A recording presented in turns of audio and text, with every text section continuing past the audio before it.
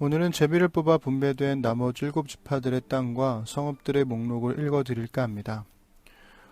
어제와 다르게 분량이 좀 많긴 하지만 그래도 이 난코스를 속히 지나가는 게 묵상 파일을 들으시는 분들께도 도움이 되지 않을까 싶네요. 같은 패턴의 기록으로 연결되는 부분이라 조금 지루할 수 있거든요. 그래도 읽기 전에 7지파의 땅에 대한 최소한의 설명은 드릴 수 있을 것 같습니다. 맨 처음은 베냐민 지파의 땅입니다. 유다 지파와 요셉 지파의 사이에 위치한 베냐민의 땅은 두 지도적인 지파 사이에서 완충 역할을 했던 것으로 보입니다. 분배된 땅의 크기는 크진 않았지만 여리고, 베델, 기브온, 미스바, 예루살렘과 같은 중요한 성읍들이 많이 포함되어 있습니다. 그 다음은 시므온 지파의 땅입니다. 앞에서도 말씀드렸다시피 유다 지파의 유산 중에서 17개의 성읍을 시므온이 받게 되었는데요. 그 이유는 시므온이 배정받은 땅이 유다 지파의 영역 안에 있었기 때문입니다.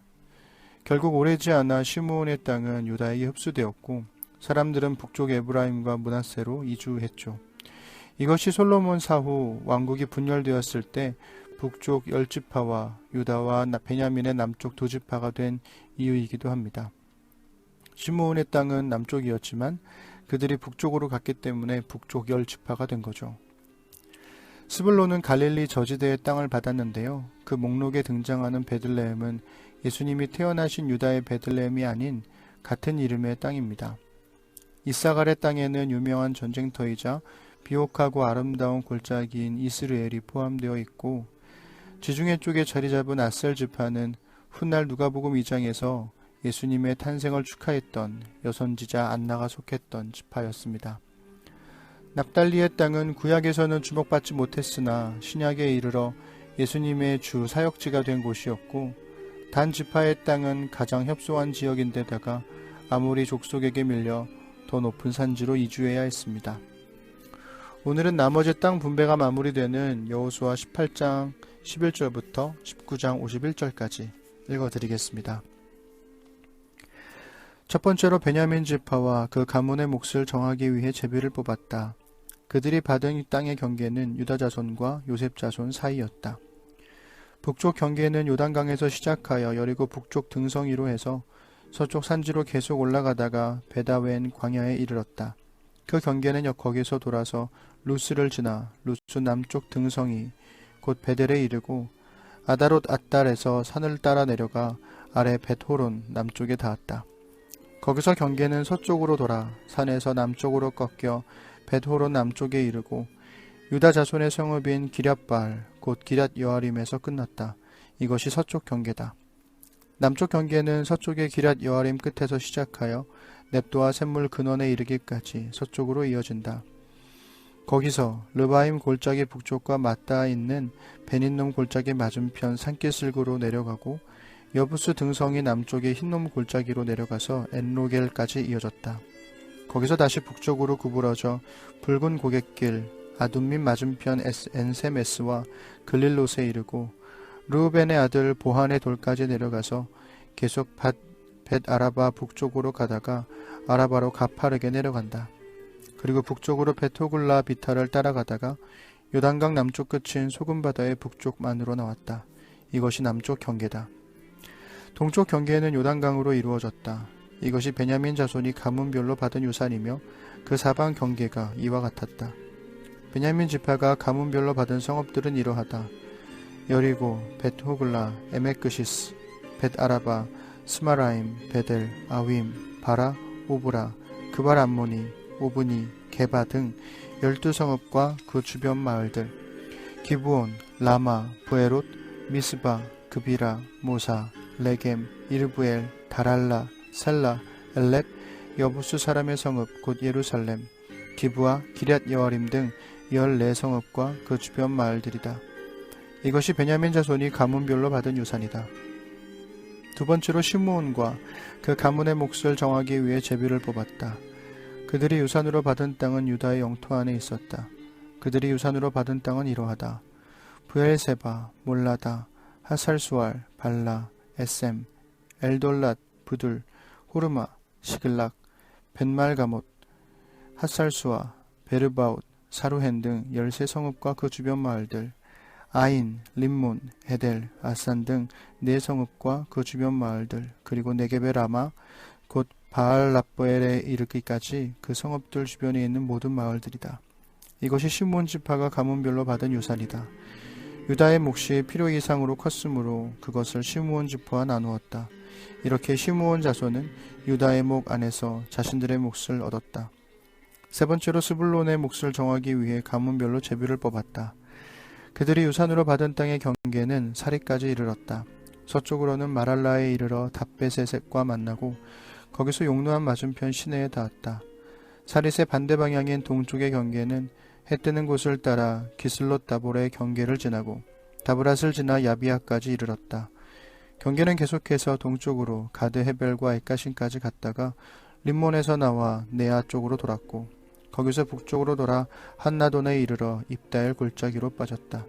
갓닷, 나할랄, 시므론, 이달라, 베들레헴 등 12성읍과 그 주변 마을들이 여기에 포함되었다.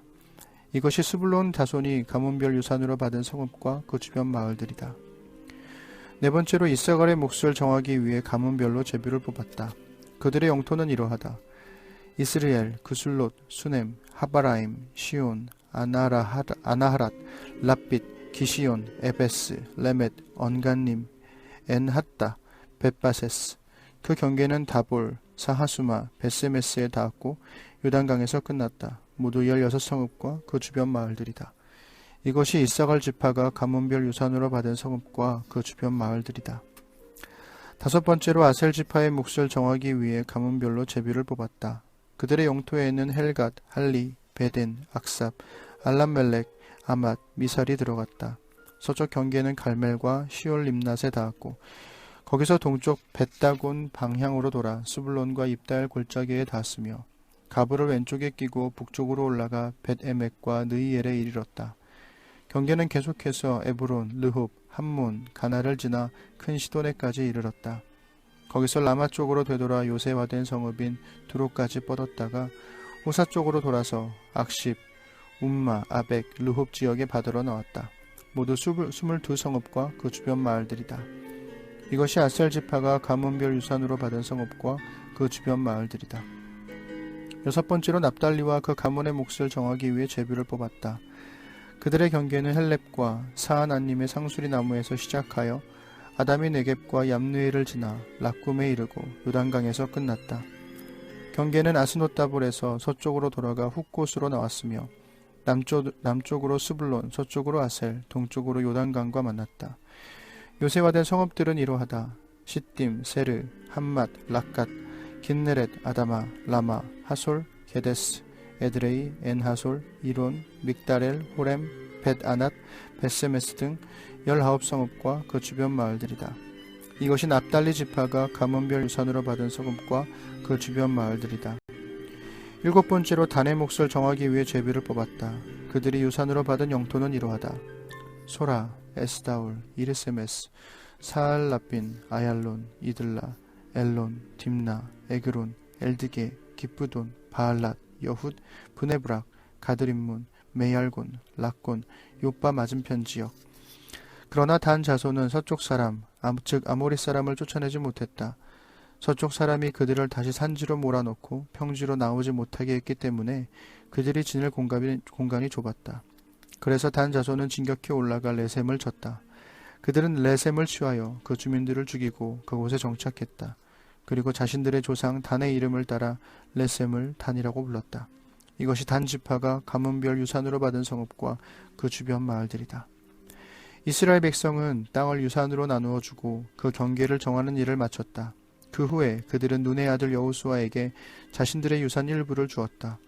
그들은 하나님의 말씀에 순종하여 그가 요구한 성읍인 에브라임 산지의 딥나세라를 그에게 주었다.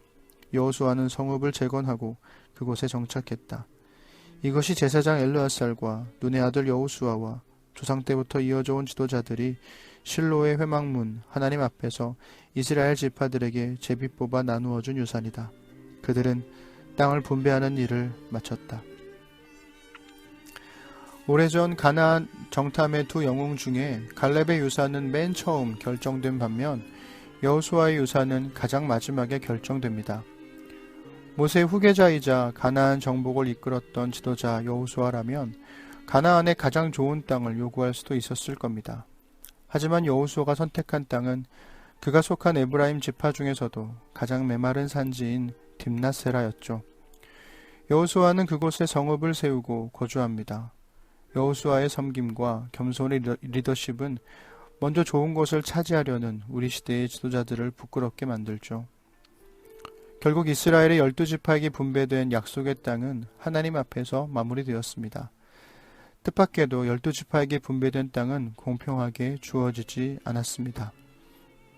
각 지파들의 땅은 제비를 통해 주어졌고 하나님을 믿는 믿음으로 넓어지거나 믿음 없음으로 줄어들었죠. 그렇다면 우리에게 주어진 약속의 땅도 역시 면적의 공평이 아니라 믿음의 공평이지 않을까요?